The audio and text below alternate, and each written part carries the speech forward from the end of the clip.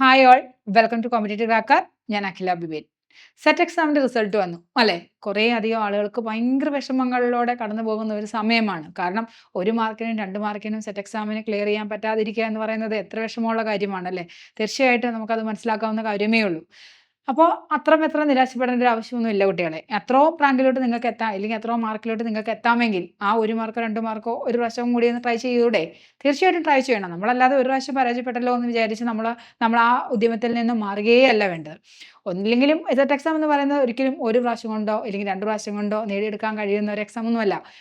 അതിന് പിന്നിൽ നമ്മുടെ ഒരു നിരന്തരമായ പരിശ്രമം ഉണ്ടാവണം. ഇല്ലെങ്കിൽ നമ്മൾ അത്രമാത്രം അതിന് വേണ്ടിയിട്ട് മാത്രം പ്രയത്നിക്കുന്നവരായിരിക്കണം അല്ലേ? ഒരു തവണ കൊണ്ട് എക്സാം നേടിയെടുക്കുന്നവർ അല്ലെങ്കിൽ സെറ്റ് എക്സാം ക്ലിയർ ചെയ്യുന്നവർ ഏറ്റവും ലക്കുള്ളവരും ഏറ്റവും അത്രമാത്രം ഹാർഡ് വർക്ക് ചെയ്തിട്ടുള്ളവരുമായിരിക്കണം. അപ്പോൾ നിങ്ങൾ പരാജയപ്പെട്ട നിങ്ങളിൽ പലരും നിങ്ങൾ സ്വയം ഒന്ന് ചിന്തിച്ച് നോക്കണം. ഞാൻ അത്രമാത്രം കഷ്ടപ്പെട്ടായിരുന്നു, ഇനി ഒരുപാട് കഷ്ടപ്പെട്ടിട്ടും അതിനകത്തോട്ട് എത്താൻ കഴിയാത്തവരും ഉണ്ട് കേട്ടോ. ശരിക്കും പറഞ്ഞാൽ ഒരു എൻ്റെയർ ആ 120 ഡേയ്സ് നന്നായിട്ട് കഷ്ടപ്പെട്ടിട്ടും എത്തിച്ചേരാത്തവരും ഉണ്ടാവും അല്ലേ? തീർച്ചയായിട്ടും നമ്മൾക്ക് ചിലപ്പോൾ നിങ്ങൾ ഇൻഡിവിജ്വലായിട്ട് ഓരോ സബ്ജക്റ്റിലും ജയിച്ചിട്ടുണ്ടാവും. സുവോളജിക്ക് ജയിച്ചിട്ടുള്ളവരുണ്ടാവാം. ഞാൻ എൻ്റെ സബ്ജക്റ്റ് സുവോളജി ആയതുകൊണ്ടാണ് ഞാൻ പറഞ്ഞത്. നമ്മുടെ കോർ സബ്ജക്റ്റ് വിജയിച്ചിട്ടുള്ളവരുണ്ടാവാം. അതുപോലെ തന്നെ ജനറൽ പേപ്പർ ജയിച്ചിട്ടുണ്ടാവും. പക്ഷേ അഗ്രിഗേറ്റ് വരുന്ന സമയത്ത് 1-2 മാർക്കിൻ്റെ ബേസിസിൽ നിങ്ങൾ എന്ത് ചെയ്തിട്ടുണ്ടാവും? ഫെയിൽ ആയിപ്പോയിട്ടുണ്ടാവും അല്ലേ? തീർച്ചയായിട്ടും നിരാശപ്പെടുകയൊന്നും വേണ്ട. ഞാൻ പറഞ്ഞല്ലോ, ഈ സെറ്റ് എക്സാം എന്ന് പറയുന്നത് ഇല്ലെങ്കിൽ ഒന്നാമത്തെ പ്രാവശ്യം ഇല്ലെങ്കിൽ ഫസ്റ്റ് ടൈം തന്നെ ക്ലിയർ ചെയ്യുന്നവർ വളരെ കുറവ് ആൾക്കാർ മാത്രമേ ഉള്ളൂ. ഈ സെറ്റ് എക്സാം നേടിയിരിക്കുന്ന പലരോട് നിങ്ങളൊന്ന് ചോദിച്ചു നോക്കുക. അവരെല്ലാവരും 1, 2, 3 തവണയൊക്കെ ട്രൈ ചെയ്തിട്ട് തന്നെയാണ്. അല്ലാതെ ഒരു പ്രാവശ്യം തോറ്റുപോയല്ലോ, എനിക്കൊരു നാണക്കേടാണല്ലോ, ഇനി ഞാൻ എന്ത് പറയും, അങ്ങനെയൊന്നും വിചാരിക്കുകയേ ചെയ്യരുത്. നിങ്ങൾ ഇന്ന് മുതൽ പഠിച്ചു തുടങ്ങുക. അല്ലെങ്കിൽ സെറ്റ് എക്സാം ഇനിയിപ്പോൾ ആ ഒരു വിഷമത്തിൻ്റെ അല്ലെങ്കിൽ ഇത്ര നാളും ഉണ്ടായിരുന്ന വെച്ചാൽ ആ വിഷമമൊക്കെ മാറാനുള്ള സമയമായില്ലെങ്കിൽ മാറ്റിയേ മതിയോ. കാരണം ഇനി ജാനുവരിയിലോട്ടുള്ള എക്സാമിന് അധികം സമയങ്ങളില്ല. പിന്നെ കമ്പാരിറ്റീവ്ലി എപ്പോഴും ഈ ജൂണിൽ നടക്കുന്ന എക്സാമിനേക്കാളും കുറച്ചും കൂടി ഈസിയാണ് ഏത് എക്സാം എന്ന് പറയുന്നത്, ജാനുവരിയിൽ നടക്കുന്ന എക്സാം അല്ലേ? നമുക്കൊരു റിസൾട്ട് നോക്കിക്കഴിഞ്ഞാൽ നമുക്കറിയാൻ പറ്റും. എപ്പോഴും ജൂണിൽ നടക്കേണ്ട എക്സാമാണ് ഇപ്പോൾ നമുക്ക് ഈ ഓഗസ്റ്റിൽ നടന്നു വെച്ചത്. അപ്പോൾ അതുകൊണ്ടാണ് ഞാൻ ജൂൺ എന്ന് പറഞ്ഞത്.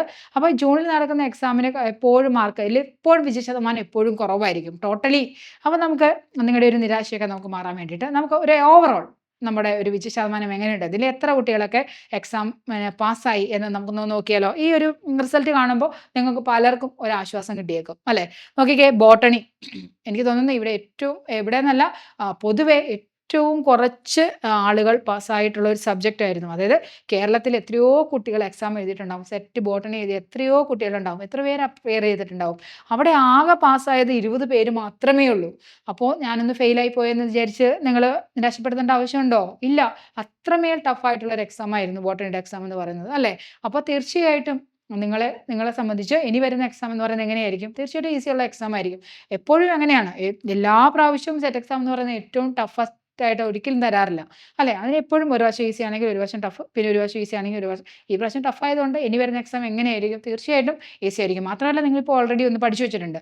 അതുകൊണ്ട് തന്നെ ആ പഠനത്തിൻ്റെ കൂടെ കുറച്ച് സമയം കൂടി ഒന്ന് സ്പെൻഡ് ചെയ്ത് കഴിഞ്ഞാൽ നിങ്ങൾക്ക് എന്ത് ചെയ്യാൻ സാധിക്കും? വളരെ ഈസി ആയിട്ട് ക്രാക്ക് ചെയ്യാനായിട്ട് സാധിക്കും അല്ലേ? ശരിക്കും ബോട്ടണി നന്നായി പഠിച്ച് പോയ കുട്ടികളെ എനിക്കറിയാവുന്നതാണ്. കാരണം ഞാൻ പഠിപ്പിക്കുന്നതിനകത്ത് ബോട്ടണി കുട്ടികളുമുണ്ട് അല്ലേ? അതിനകത്ത് ഏറ്റവും നന്നായിട്ട് ഇതിന് വേണ്ടിയിട്ട് മാത്രം ഹാർഡ് വർക്ക് ചെയ്തിട്ട് 1 മാർക്കിനും 2 മാർക്കിനും മിസ്സായി പോയിട്ടുള്ള കുട്ടികളുണ്ട്. നിങ്ങൾ ഒട്ടും നിരാശപ്പെടുത്തരുത്. അല്ലെങ്കിൽ നിരാശപ്പെടുത്തരുതെന്നല്ല, നിരാശപ്പെടരുത്. നിങ്ങൾക്കുള്ള അടുത്ത തവണത്തെ സെറ്റ് എക്സാം എന്നുള്ളത് നിങ്ങൾക്കുള്ളതാണ്. തീർച്ചയായിട്ടും നിങ്ങൾക്കുള്ളതാണ്. നിങ്ങൾ നന്നായി പഠിച്ചിട്ടുണ്ടല്ലോ. അപ്പോൾ അതിനോടൊപ്പം കുറച്ച് നേരം കൂടി ഇരുന്ന് എന്ത് ചെയ്യുക? ഈ പഠിച്ച നോട്ടും എല്ലാ കാര്യങ്ങളും നിങ്ങളോടൊപ്പം ഉണ്ട് അല്ലേ? അപ്പോൾ തീർച്ചയായിട്ടും നിങ്ങൾക്ക് എന്ത് ചെയ്താൽ മതി? അതിനകത്ത് കുറച്ച് സമയം കൂടെ ഇൻവെസ്റ്റ് ചെയ്ത് ഈ വരുന്ന ജാനുവരിയിൽ നടക്കുന്ന സെറ്റ് എക്സാം എങ്കിലും നിങ്ങൾ ക്ലിയർ ചെയ്തിട്ടുണ്ടാവണം അല്ലേ?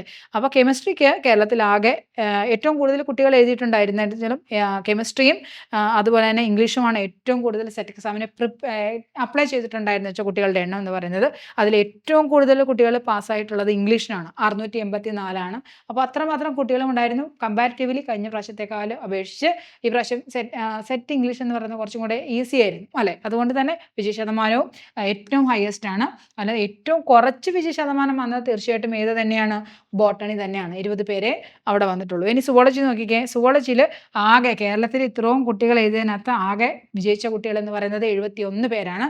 അതുകൊണ്ട് തന്നെ ഈ എക്സാം എഴുതി വിഷമിച്ചിരിക്കുന്നവരൊന്നും വിഷമിച്ചിരിക്കരുത്.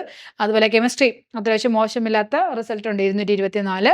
കൊമേഴ്സ് 221, എക്കണോമിക്സ് 125, ഇംഗ്ലീഷ് നമ്മൾ ഓൾറെഡി പറഞ്ഞ ഹിന്ദി 99, ഹിസ്റ്ററി 134, മലയാളം 179, മാത്തമാറ്റിക്സ് 260. കഴിഞ്ഞ പ്രാവശ്യം മലയാളത്തിലൊക്കെ ഭയങ്കര വിജയ ശതമാനം കുറവായിരുന്നു. ആകെ 3% കഴിഞ്ഞ പ്രാവശ്യം നടന്ന എക്സാമിൻ്റെ മലയാളത്തിൻ്റെ വിജയ ശതമാനം. അവിടെ നിന്നാണ് ഈ 179 എത്തിയിരിക്കുന്നത്. അപ്പം നോക്കിക്കേ, ഓരോ പ്രാവശ്യത്തെ എക്സാമിൻ്റെ പാറ്റേൺ എന്ന് പറയുന്നത് മാറി മാറി വരും. അതുകൊണ്ട് ഈ പ്രാവശ്യം കിട്ടിയില്ലല്ലോ എന്ന് വിചാരിച്ച് നിങ്ങൾ ആരും നിരാശപ്പെടേണ്ട ആവശ്യമില്ല. അടുത്ത പ്രാവശ്യത്തെ എക്സാം നിങ്ങൾക്കുള്ളതാണ് കുട്ടികളെ, നിങ്ങൾ ജയിക്കും.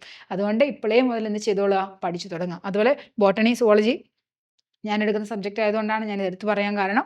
അപ്പോൾ ഈ എടുക്കുന്ന സബ്ജക്റ്റുകളൊന്നും എനിക്ക് ക്ലിയർ ചെയ്യാൻ പറ്റില്ലല്ലോ എന്നോർത്ത് നിങ്ങൾക്ക് ഒരു വിഷമത്തിൻ്റെയും ആവശ്യമില്ല. കാരണം കേരളത്തിൽ ആകെ ജയിച്ചിട്ടുള്ളവർ വളരെ, അതായത് ഏറ്റവും കുറവ് വിജയങ്ങൾ വന്നിട്ടുള്ളത്, അല്ലെങ്കിൽ ഏറ്റവും കുറവ് വിജയ ശതമാനം വന്നിട്ടുള്ള 2 സബ്ജക്റ്റ് എന്ന് പറയുന്നത് ബോട്ടണി, സുവോളജി ആയിരുന്നു. നോക്കിക്കേ, ആകെ കേരളത്തിൽ എഴുതിയേക്കുന്ന കുട്ടികളിൽ ആകെ ബോട്ടണിക്ക് ജയിച്ചത് ആകെ 20 പേരുള്ളൂ.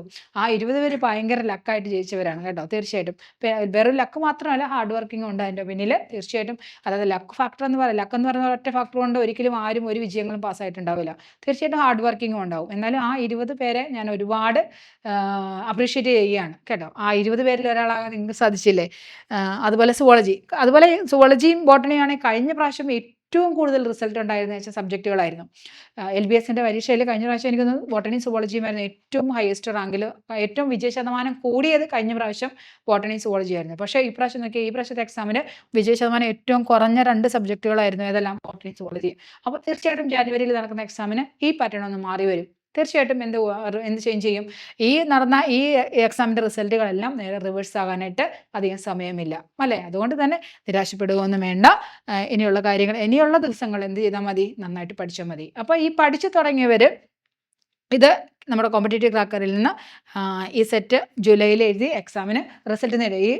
ഇത് കംപ്ലീറ്റ് അല്ല കേട്ടോ. ഇനി കുട്ടികളുടെ റിസൾട്ട് ഇതിനകത്ത് ആഡ് ചെയ്യപ്പെടാറുള്ളതാണ്. അപ്പോൾ തീർച്ചയായിട്ടും കോമ്പറ്റേറ്റീവ് ക്രാക്കറിനെ സംബന്ധിച്ച് ഇത്രയും വിജയ ശതമാനങ്ങളൊക്കെ കുറവാണല്ലോ, ടോട്ടലി വിജയ ശതമാനങ്ങൾ കുറവാണെങ്കിൽ പോലും ഞങ്ങളെ സംബന്ധിച്ച് ഏറ്റവും നല്ല റിസൾട്ട് തന്നെയാണ് ഞങ്ങൾക്ക് സെറ്റ് എക്സാമിന് ഉണ്ടാകുന്നത്. കാരണം എന്ന് വെച്ചാൽ ഞങ്ങളുടെ ഒരു പ്രവൃത്തി പരിചയം തന്നെയാണ്. എങ്ങനെയാണ് നിങ്ങളെ പ്രിപ്പയർ ചെയ്യേണ്ടതെന്ന് ഏറ്റവും വ്യക്തമായിട്ട് അറിയാം. അതിനനുസരിച്ച് തന്നെയാണ് നമ്മുടെ ഒരു സ്ട്രാറ്റജി പോകുന്നത്. അതുകൊണ്ട് തന്നെ എപ്പോഴും സെറ്റ് എക്സാമിൻ്റെയും കേഡറ്റിൻ്റെ റിസൾട്ട് വരുന്ന സമയത്തും എല്ലാം വിജയം എന്ന് പറയുന്നത് തീർച്ചയായിട്ടും കോമ്പറ്റേറ്റീവ് ക്രാക്കറിനോടൊപ്പം തന്നെ ഉണ്ടാവും. അപ്പോൾ തീർച്ചയായിട്ടും കോമ്പറ്റേറ്റീവ് ക്രാക്കറി സെറ്റ് ആസ്ട്ര 4.0 പുതിയ ബാച്ച് ആരംഭിച്ചിട്ടുണ്ട്. ലോങ് ടൈം ബാച്ചാണ്. അടുത്ത ജാനുവരിയിലോട്ടുള്ളവരാണ്. അപ്പോൾ ഇപ്പോൾ മുതലേ പഠിച്ചു തുടങ്ങിക്കഴിഞ്ഞാൽ വളരെ പതുക്കെ പഠിച്ച് നമുക്ക് സെറ്റ് എക്സാം ആകുമ്പോഴേക്കും ഒരു 3-4 തവണ എന്ത് ചെയ്യാം? റിവിഷൻ ചെയ്യാനുള്ള സമയം നിങ്ങൾക്ക് കിട്ടും. അപ്പോൾ ഈ പ്രാവശ്യം നിങ്ങൾക്ക് പലർക്കും പോയത് അഗ്രിഗേറ്റിലാണ് അല്ലേ. നിങ്ങൾ സബ്ജക്റ്റ് പാസ്സായിട്ടുണ്ടാവാം, ജനറൽ പേപ്പർ പാസ് ഉണ്ടാവും, പക്ഷേ രണ്ടും കൂടെ നോക്കുമ്പോഴത്തേക്കും അഗ്രിഗേറ്റിൽ പോയിട്ടുണ്ടാവും അല്ലേ. അപ്പോൾ തീർച്ചയായിട്ടും നിങ്ങൾ എന്ത് ചെയ്തേ മതിയാകും? ഓരോ സബ്ജക്റ്റിനും ഈക്വൽ ഇമ്പോർട്ടൻസ് കൊടുത്തേ മതിയുള്ളൂ. എനിക്ക് നന്നായിട്ട് സബ്ജക്റ്റ് അറിയാം, ഞാൻ സബ്ജക്റ്റ് മാത്രമേ നന്നായിട്ട് പഠിക്കൂ, ഇല്ലെങ്കിൽ എനിക്ക് മെത്തഡോളജി നന്നായിട്ട് അറിയാം, ഇല്ലെങ്കിൽ ആ ജനറൽ പേപ്പറിൽ തന്നെ നമ്മൾ ഒന്നും കൂടെ സ്ക്രീൻ ചെയ്യും. അതൊക്കെയാണ് നിങ്ങൾക്ക് വരുന്ന ഏറ്റവും വലിയ ഫോൾട്ട് എന്ന് പറയുന്നത്. സബ്ജക്റ്റ് പേപ്പർ നിങ്ങൾ എങ്ങനെ പോയാലും പാസ്സാകും അല്ലേ. തീർച്ചയായിട്ടും പാസ്സാകും. കാരണം വെച്ചാൽ ഒരു ബേസിക് നോളജ് എന്തായാലും നമുക്ക് അതിനകത്തുണ്ടാവും. ഇപ്പോൾ പ്രത്യേകിച്ചും MSc കഴിഞ്ഞിട്ട് വരുന്ന കുട്ടികളെ സംബന്ധിച്ച് സബ്ജക്റ്റ് എന്ന് പറയുന്നത് നിങ്ങൾക്ക് നന്നായിട്ട് അറിയാവുന്ന ഒരു സബ്ജക്റ്റ് ആയിരിക്കും. പക്ഷേ ജനറൽ പേപ്പർ അങ്ങനെയാണോ? അല്ല. ഇപ്പോൾ BEd കഴിഞ്ഞ് വരുന്നവരെ സംബന്ധിച്ച് അവർ വളരെ സേഫ് ആയിട്ടുള്ള 3-4 റീജിയൻസ് ഉണ്ട്. ഒന്ന് psychology, then aptitude, then methodology. ഈ 3 സബ്ജക്റ്റ് അല്ലെങ്കിൽ 3 ടോപ്പിക് എന്ന് പറയുന്നത് അവരെ സംബന്ധിച്ച് അതൊരു പ്രശ്നമേ അല്ല. പക്ഷേ അതല്ലാതെ വരുന്ന കുറച്ച് ജനറൽ ടോപ്പിക്കുകളുണ്ടല്ലോ. ഇപ്പോൾ കറണ്ട് അഫയേഴ്സ് ആണെങ്കിലും അല്ലെങ്കിൽ അല്ലാതെ വരുന്ന ജനറൽ ടോപ്പിക്കുകൾ. ഈ ടോപ്പിക്കുകൾ എന്ന് വെച്ചാൽ എത്രമാത്രം ഇമ്പോർട്ടൻസ് നിങ്ങൾ കൊടുത്തേ മതിയാവും. നിങ്ങളത് ഇഗ്നോർ ചെയ്ത് കളഞ്ഞിട്ട് നിങ്ങൾക്ക് ഒരിക്കലും സെറ്റ് എക്സാം പാസ്സാകാനായിട്ട് സാധിക്കില്ല. അപ്പോൾ തീർച്ചയായിട്ടും എന്ത് ചെയ്യുക? പഠിക്കുന്ന സമയത്ത് ഈക്വൽ വെയിറ്റേജ് കൊടുത്ത് തന്നെ പഠിക്കാനായിട്ട് റെഡിയാകുക അല്ലേ. നമ്മളല്ലാതെ സബ്ജക്റ്റ് മാത്രമേ ഞാൻ പഠിക്കൂ, അല്ലെങ്കിൽ ജനറൽ പേപ്പർ മാത്രമേ എനിക്ക് നോക്കേണ്ട ആവശ്യമുള്ളൂ, അങ്ങനെയൊന്നുമല്ല. രണ്ടിനും ഈക്വൽ ഇമ്പോർട്ടൻസ് തന്നെ നിങ്ങൾ കൊടുക്കണം. എന്നാൽ മാത്രമേ എന്ത് ചെയ്യാൻ സാധിക്കൂ? രണ്ടിനും കൂടെ അഗ്രിഗേറ്റ് വരുമ്പോൾ നിങ്ങൾക്ക് പാസ്സാകാനായിട്ട് സാധിക്കുകയുള്ളൂ. അപ്പോൾ തീർച്ചയായിട്ടും ഇന്ന് മുതൽ എന്ത് ചെയ്തോളാം? കറണ്ട് അഫയേഴ്സ് കിട്ടുന്നതിന് വേണ്ടിയിട്ടില്ലേ, കറണ്ട് അഫയേഴ്സ് എഴുതി വെക്കാൻ വേണ്ടി മാത്രം ഒരു ബുക്ക് നിങ്ങൾ പ്രിപ്പയർ ചെയ്തോളുക കേട്ടോ. ഇതിൻ്റെ ഒന്നും ആവശ്യമില്ലെന്നേ. കറണ്ട് അഫയേഴ്സിന് വേണ്ടിയിട്ട് മാത്രം ഞങ്ങളുടെ ഒരു PDF നിങ്ങൾക്ക് എല്ലാ ദിവസങ്ങളിലും കിട്ടും. ഒരു ദിവസം എന്തെല്ലാമാണ് ഒരു കറണ്ട് അഫയേഴ്സിന് വേണ്ടി നമ്മൾ റെഫർ ചെയ്യുന്നത് ചിലപ്പോൾ ഒരു പത്രമായിരിക്കും. നിങ്ങളുടെ വീട്ടിലെ എല്ലാവരുടെ വീടുകളിലും ഒരു 3-4 പത്രങ്ങളൊന്നും വരുത്തുന്ന ഒരു ശീലം ഉണ്ടാവില്ലല്ലോ. നിങ്ങൾ വരുത്തുന്ന ഒരു പത്രമായിരിക്കും. പക്ഷേ ഇവിടെ അങ്ങനെയല്ലല്ലോ. ഇവിടെ ഒരു കറണ്ട് അഫയേഴ്സ് എന്ന് പറയുന്നത് ഓരോ ദിവസത്തെയും പ്രധാനപ്പെട്ട നോട്ട്സുകൾ അടങ്ങിയിട്ടുള്ള PDF. ഈ പ്രാവശ്യം എക്സാം കഴിഞ്ഞപ്പോൾ ഏറ്റവും കൂടുതൽ കുട്ടികൾ പറഞ്ഞ ഒരു പോയിന്റ് എന്ന് പറയുന്നത് അവർക്ക് കറണ്ട് അഫയേഴ്സിൽ നിന്നൊന്നും അറ്റൻഡ് ചെയ്യാൻ സാധിച്ചില്ല എന്നുള്ളതാണ്, അല്ലേ? അപ്പോൾ തീർച്ചയായിട്ടും കറണ്ട് അഫയേഴ്സ് പഠിക്കുന്നത് നിങ്ങളത് നിങ്ങളുടെ ഒരു ശീലമാക്കി മാറ്റുക എന്നേ ഞാൻ പറയുള്ളൂ. അപ്പോൾ ഇവിടുത്തെ ഒരു PDF എന്ന് പറയുന്നത് പുതിയ പുതിയ കാര്യങ്ങളെക്കുറിച്ച് എന്തെല്ലാമാണോ നിങ്ങൾക്ക് അറിയേണ്ടത് അത്രയധികം കാര്യങ്ങൾ അടങ്ങിയിട്ടുള്ള ഒരു PDF ആയിട്ടാണ് ഞങ്ങൾ നിങ്ങൾക്ക് ഷെയർ ചെയ്യുന്നത്. അതുകൊണ്ട് തന്നെ കറണ്ട് അഫയേഴ്സ് എന്ന് പറയുന്നത് എവിടെ നോക്കി പഠിക്കണം, എങ്ങനെയാണ് പഠിക്കേണ്ടത് എന്നുള്ളൊരു ചിന്ത പോലും അവിടെ നിങ്ങൾക്ക് ആവശ്യമില്ല, അല്ലേ? അതുപോലെ തന്നെയാണ് ബാക്കിയുള്ള എല്ലാ സബ്ജക്റ്റുകളും. എങ്ങനെയാണ് പഠിക്കേണ്ടത്, എങ്ങനെയാണ് ഒരു കറക്റ്റായിട്ട് ലൈവ് എല്ലാം ഫോളോ ചെയ്ത് പോകുന്ന ഒരു കുഞ്ഞിനെ സംബന്ധിച്ച് ഈ സെറ്റ് എക്സാം എന്ന് പറയുന്നത് ഒരു വലിയൊരു പ്രശ്നമേ ഉള്ള കാര്യമല്ല, അല്ലേ? അപ്പോൾ നിങ്ങൾക്ക് പറ്റിയ ഒരു ഫോൾട്ട് എന്ന് പറയുന്നത് ഈ രണ്ടെണ്ണം ഈക്വൽ ഇമ്പോർട്ടൻസ് കൊടുക്കാതെ പഠിച്ചത് കൊണ്ടാവാം. അതുകൊണ്ടാണ് അഗ്രിഗേറ്റ് വന്നു കഴിഞ്ഞപ്പോൾ 1 മാർക്കിന് 2 മാർക്കിന് 2 മാർക്കിനൊക്കെ അങ്ങ് മാർക്ക് ഡൗൺ ആയിപ്പോയത്, അല്ലേ? അപ്പോൾ ആ ഒരു അവസ്ഥയിലോട്ട് നിങ്ങൾ എത്താതിരിക്കണമെങ്കിൽ നിങ്ങൾ തീർച്ചയായിട്ടും എന്ത് ചെയ്യണം? ഇപ്പോഴേ പഠിച്ചു തുടങ്ങണം. അല്ലാതെ ഇനി അടുത്ത നോട്ടിഫിക്കേഷൻ വന്നിട്ട് പഠിക്കാനായിട്ടുള്ള ഇരിപ്പൊന്നും വേണ്ട. എന്ത് ചെയ്യുക? ഇപ്പോഴേ പഠിച്ചു തുടങ്ങും. ഇപ്പോഴേ പഠിച്ചു തുടങ്ങി കഴിഞ്ഞാൽ ഞാൻ പറഞ്ഞല്ലോ ഒരു 3 4 പ്രാവശ്യത്തെ റിവിഷനെങ്കിലും വേണ്ടി വരും. നമ്മൾ ഏറ്റവും ലാസ്റ്റ് നമ്മൾ സെറ്റ് എക്സാമിൻ്റെ നമ്മുടെ ഒരു ലാസ്റ്റായിട്ട് ഒരു പ്രത്യേകത എന്താണെന്ന് വെച്ചാൽ നമ്മൾ ലാസ്റ്റ് ആകുമ്പോഴത്തേക്കും ആ ഒരു ബൂസ്റ്റർ ബാച്ച് ഉണ്ടാവും. പിന്നീട് അവിടുന്ന് ഒരു റാപ്പിഡ് ബാച്ച് ഉണ്ടാവും. ഈ ബാച്ചുകളിലൂടെ എല്ലാം കടന്നു പോകുന്ന ഒരു കുട്ടിയെ സംബന്ധിച്ച് 3 4 പ്രാവശ്യത്തെ റിവിഷൻ അവന് ഓൾറെഡി കിട്ടിക്കഴിഞ്ഞാണ്, അല്ലേ? ഇപ്പം നമ്മുടെ ഒരു സ്ട്രാറ്റജി എന്ന് വെച്ചാൽ ഒരു ടോപ്പിക്ക് കൊടുക്കുന്നു, ആ ടോപ്പിക്ക് പഠിക്കുന്നു, അതിനനുസരിച്ച് ഒരു എക്സാം നടത്തുന്നു.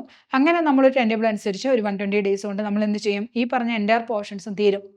പിന്നീട് വരുന്ന ബൂസ്റ്റർ ബാച്ചുകളിലും റാപ്പിഡ് ബൂസ്റ്റർ ബാച്ചുകളിലും കൂടി എന്ത് ചെയ്യും?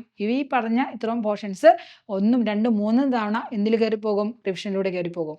ഇത്രയും റിവിഷനൊക്കെ കഴിഞ്ഞ ഒരാളെ സംബന്ധിച്ച് ഒരു സെറ്റ് എക്സാം എന്ന് പറയുന്നത് വലിയൊരു ബുദ്ധിമുട്ടുള്ള മേഖലയാണോ? അല്ല, തീർച്ചയായിട്ടും അല്ല. വളരെ ഈസി ആയിട്ട് വളരെ ആത്മവിശ്വാസത്തോടു കൂടി തന്നെ നമുക്ക് എന്ത് ചെയ്യാൻ സാധിക്കും? ആ സെറ്റ് എക്സാം ക്ലിയർ ചെയ്യാനായിട്ട് സാധിക്കും. അപ്പോൾ ഇനി വരുന്ന സെറ്റ് എക്സാമിന് ഇപ്പോഴേ ഉള്ള പ്രിപ്പറേഷൻസ് ആരംഭിക്കുക. സിസിയോടൊപ്പം ഞാനും ഉണ്ടാവും.